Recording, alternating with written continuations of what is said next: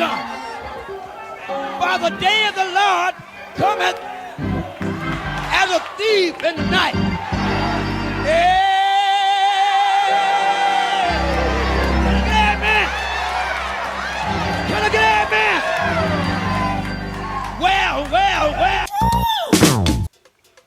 What's going on, everybody, and welcome to another episode of Tunji's podcast. I am your host, Tunji Taylor Lewis. Guys, the clip you just saw was a clip of James Brown in the role of a pastor in the movie Blues Brothers, movie from the 1980s. I still, to this day, have not seen the entire movie, but I have watched that particular scene over and over and over again. Something that some of you might not know about me is that I'm a huge James Brown fan. I'm kind of an old soul that way. I like old shit, man. I don't know what else to say. I like, R&B and soul music from, and blues music from the 50s, 60s, 70s, 80s. I just like old stuff, not just music, but comedy as well. I'm obsessed with, Dean Martin and Jerry Lewis, for those of you who have heard of those people. When Saturday Night Live was having their 50th anniversary, I was actually a little bit embarrassed with how many of the comedians I knew. Because I knew comedians who, my generation, the millennial generation, aren't supposed to know, whether it was Dan Aykroyd or those types of things. I was anxiously awaiting for Eddie Murphy to make his first appearance on SNL since 80 something or whatever. I'm nerding out about Eddie Murphy coming up with his new special. I'm like an old soul that way. I really like looking at the history of entertainment.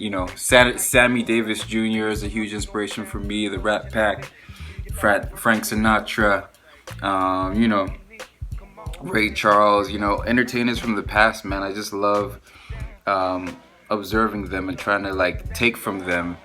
And that's why I'm titling this podcast today, I want to do for comedy what Bruno Mars did for music, right? Which might sound like an audacious statement, but I'll explain exactly what I mean. Bruno Mars's biggest hit by far was Uptown Funk, which was combining the old sounding funk from the 70s, from the 60s, 70s, and making it into a modern sound. Him and Mark Ronson made it into a modern sound. Then when that became a hit, he put out 24 Karat Magic. I believe that was the title of the whole album. It might have just been the title, but 24K Magic or something. All of those songs were based on genres of the past, but the sound was more modernized, which was why it got criticized for maybe being overproduced, because it didn't sound exactly like how it was supposed to sound back in the 50s, 60s, 70s, 80s, 90s. But I loved it because he made the sound palatable for the modern listener. And that's exactly what I want to do with comedy, because when you think about comedy from the past, especially from the 50s and even going into the 70s, before Pryor just took over comedy, the way you made people laugh was not through stand-up. It was through sketch, it was through characters, it was through gags, it was through duos.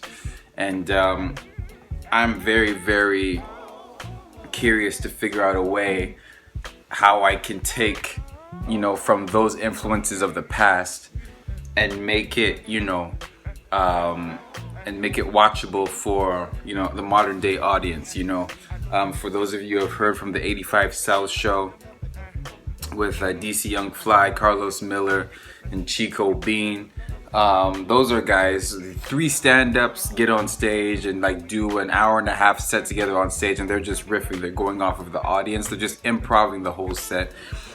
Which is very, very difficult to do, but they do it, and they do it consistently week in and week out. So that's definitely a version there. But I think the difference between what I want to do and what they're doing is they're doing a very improvised set, and I want to do I guess I'd like to have a combination of both. Like have like a set show that incorporates acting, that incorporates music, that incorporates, great comedy writing, great characters, like just like the great variety shows of the past. Really, really intrigues me, and like showcasing performers who aren't just specializing in one thing but can do multiple things. They can sing, they can act, they can dance, they can play instruments. Like, that's the sort of thing that I like to go for, and I have no idea what that would look like. And that's just what's exciting about it. But yeah, no, it's interesting. I wonder if Bruno Mars knew how to combine modern and old influences after doing things the conventional way for a while, and just figure. I apologize. I'm getting into really, really nerdy stuff right here, but hey, this is my podcast, so I'm just gonna get my thoughts out and just put it out there. Yeah, I wonder if he got to the place where he knew how to make the modern audience appreciate the old style sound, because he went about things the conventional way for a while. Because he put out those songs like "Nothing on You" and the "Lazy Song" and that types of stuff. Like he was putting out hits before Uptown Funk hit, and yeah, like I just wonder if the path is just to go about things the conventional route. I think really, honestly, the answer is just to create as much as possible. Just create. Don't stop creating. Just keep moving, and then eventually, like the essence of who I am and the essence of like what I create and how I create will just come out. But yeah, no, I'm really excited. Like back in the old days, you had like the full band behind you, and you had the Dean Martin and Jerry Lewis style. You had the singer out there trying to perform a song. You had Jerry Lewis, the silly guy, like doing funny stuff with the band, like behind the scenes. So you're getting a great song and great comedy at the same time. I wonder what the modern day version of that would be like. Maybe it's like a situation where you have somebody who's trying to rap or sing in the front, and the DJ in the back is like fucking stuff up. You know what I mean? Like, yeah. But that really is a goal of mine.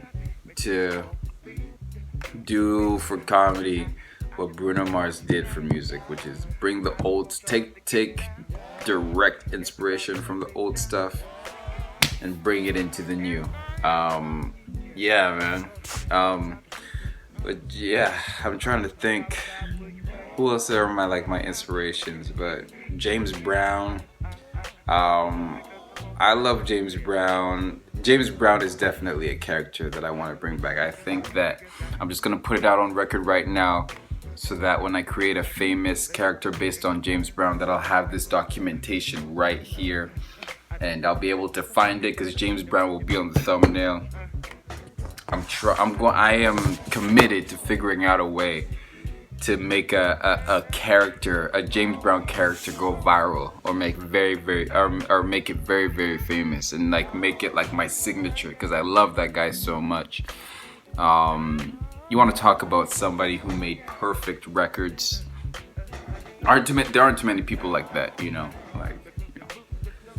Elvis Presley, Michael Jackson, James Brown, Ray Charles. Who else made perfect records, man? Like Beyonce, you gotta put her in there. Aretha Franklin, you gotta put her in there. I know I'm just talking strictly R&B and stuff, but I don't have too much knowledge about other genres. So bear with me for a second here. Kanye, but like James Brown, man, like when you talk about his level of influence, and like he invented an entire genre, which was funk. He was basically the basis for an entire new genre, which was hip hop. Like something crazy, like 70% of the first few hip hop songs were sampled from his drum patterns and stuff. Like this man has just like so much for entertainment in general, that I just have to find a way to pay homage to him. And he was just like such an interesting character in the way he talked and the way he moved and the way he yelped when he was singing. Like, I gotta figure that shit out, and hopefully I will. So thank you so much for listening. Thank you so much for watching. Peace out.